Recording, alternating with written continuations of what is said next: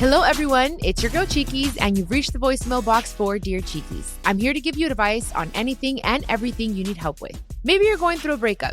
Maybe you're having issues with your family. Or maybe you need help figuring out how to balance your checkbook or how to start a business. Whatever the case is, I want to hear from you. Remember, these are my thoughts and opinions, and if you're suffering from an issue or hardship, you should seek help from a qualified professional. All right, now go ahead and leave your question at the sound of the beep. Hey girl, I was just curious, how did you and Emilio approach the subject of a prenup? Granted, I'm not as well off as you, at least not yet, but that is just something that is on the back of my mind. Like, how do you bring that up? And what do you do if the other person's not okay with it? I may not have a lot yet, but I'm hustling. Like, I want my bag. I want to be safe and secure. And if for whatever reason it doesn't end up working, I want to make sure that I can leave with what I brought, and that what I've worked hard for doesn't get taken away from me. So how did you guys do it? Like, was it something mutual? Did you talk about it? Did you agree upon it? Like, how does that work? I'm really curious. I know that a lot of people just don't do it, and that's just so scary to me. Aquí de chismosa, but did you do it both times or no? And how scary is it? Ooh, we're starting off Dear Chiquis today with personal questions. That's a very personal question, but this is a very personal, very intimate podcast. So I don't mind answering that question. I love how you automatically knew that I have a prenup. I didn't ever think I was going to talk about this. Hopefully Emilio doesn't mind. But I don't think he would, because he's a very honest, transparent man himself. But yes, I did. I did it both times. And I learned from the first time that it was important. I learned from my mother that it's important. And I think because Emilio went through it with me when I was getting divorced, he already knew that there was a prenup in place, and it really saved my ass, to be honest. So he kind of already knew it was coming. But as soon as I told Emilio, I said, hey, we're talking about getting married. How do you feel about signing a prenup? He says, I don't care. It's fine. I don't want you for any of your stuff. I love you for you. And honestly, if he would have asked me for one, which my prenup obviously protects him as well, because I'm a very fair person. Anything we build together, obviously, anyways, I'm not getting into the details in my prenup here. But anyways, but of course, even if he asked me for one, I would sign one. I think that it's important in the world that we live in. It's important. It's important. And you never, unfortunately, finish knowing the person. We evolve, we change, we grow into different people. So I think that it's okay. And I just had a simple conversation. I was very straight up with him. I was like, look, I love you. I want to be with you for the rest of my life. I've been through things. I've seen things my whole life. And I just want to have that peace of mind. God forbid something happens. And he said, babe, not a problem. I have no issue with it. And yeah, it was very simple, straight to the point. And that's that. Or there's also the option of postnups. So if you get married and after you're like, hey, I just want to do this, there's that option as well.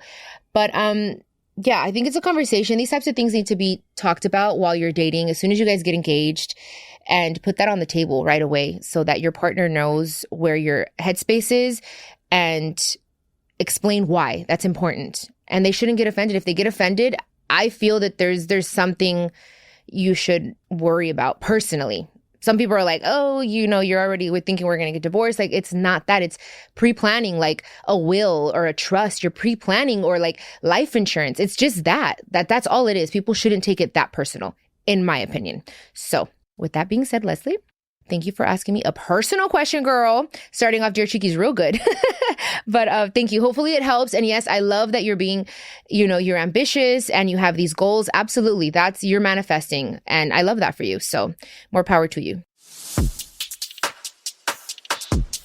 Okay, guys, next question from Lizbeth. Hola, Chiquis. Primero que nada, quiero decirte que te admiro muchísimo como mujer, como persona y como artista. Me encantan tus canciones. Y mi pregunta es, ¿cómo te identificas racialmente? qué parte de ti se siente muy mexicana, qué parte de ti se siente muy estadounidense y cuáles son las cosas con las que has batallado o que te has enfrentado por no ser nacida en México y tener como todo este público mexicano, latino y cantar en español, y en qué otros aspectos te has sentido como que no perteneces como a los Estados Unidos, por así decirlo. Bueno, espero me hayas entendido, pero de verdad te admiro mucho. Saludos. Ay, Lizbeth, saluditos, muchas gracias por tu pregunta, te lo agradezco mucho. Ahorita te voy a contestar. Guys, she's just basically asking, do I identify more as Mexican or American? And in what areas in my life do I feel more Mexican or American? And if I've ever had any type of like mishaps or obstacles.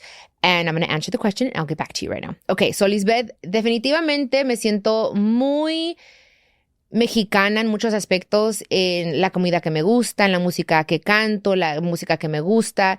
Para mí es una bendición. Siempre digo que pertenezco de ese grupo del 200%. Soy 100% mexicana, 100% americana. Y pues también me gusta mucho la música en inglés.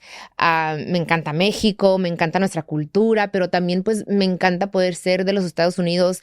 La verdad, tener las oportunidades que tenemos aquí. Me siento muy bendecida, la verdad. Siento que tengo lo mejor de los dos mundos, así que de verdad soy mexicana.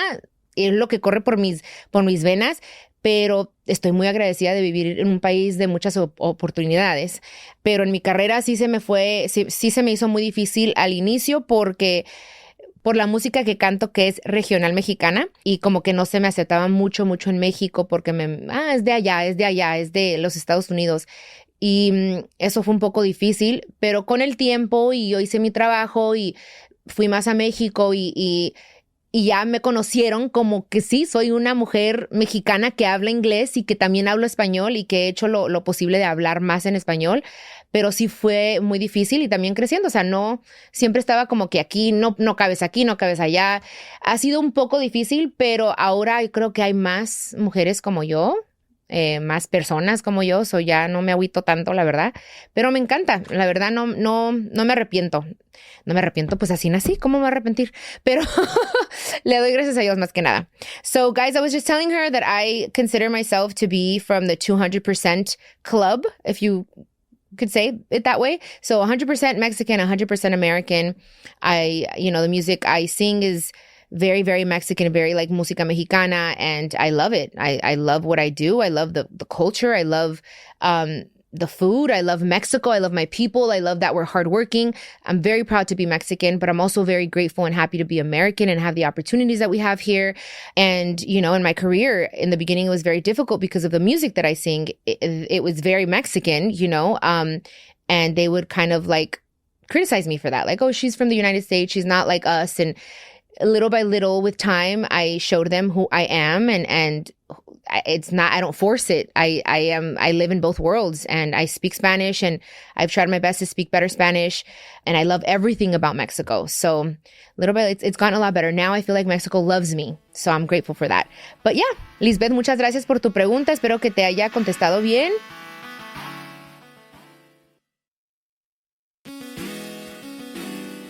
Okay, so next question comes from Maria.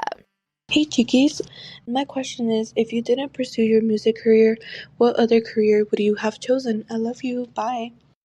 Ooh, Maria, straight to the point. Okay, well, a long time ago when I was growing up, I wanted to be an ice skater. That was like, oh my God, I want to ice skate, blah, blah, blah, right? That was real cute.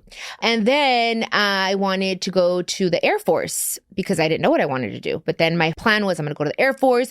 And then while I'm in the Air Force, I'm going to have them pay for my college and I'm going to be a psychologist because I wanted to help people that have been sexually abused. And I had it in my heart and that was what I was going to do. And then life changed and my mom needed me and I don't regret it. But I've been thinking about going back to school actually. But I think for sure, like what makes me happy and ignites my soul is helping others. So motivational speaking, counseling, what I do here with you guys, that is just, it's like, I love it. I love it. So yeah, I think psychologist for sure. If I wasn't singing, I'd be a psychologist. Most definitely. Yeah, I love these questions today. We got personal, a little funky. It was cute. I love it. But you guys, thank you so much for listening always, for submitting your questions, for taking the time. I hope that my advice helps you guys. I love you guys very much. I don't say that lightly. I really, really appreciate you. And well, yeah, I'll catch you on the next episode of Dear Chiquis, because this is it. We're done with Maria. All right, guys. Love you. Bye. This is a production of iHeartRadio and the My Cultura Podcast Network. Follow us on Instagram at My Cultura Podcast and follow me, Chiquis, that's CHIQUIS. For more podcasts from iHeart, visit the iHeartRadio app, Apple Podcasts, or wherever you listen to your favorite podcast, and check us out on YouTube.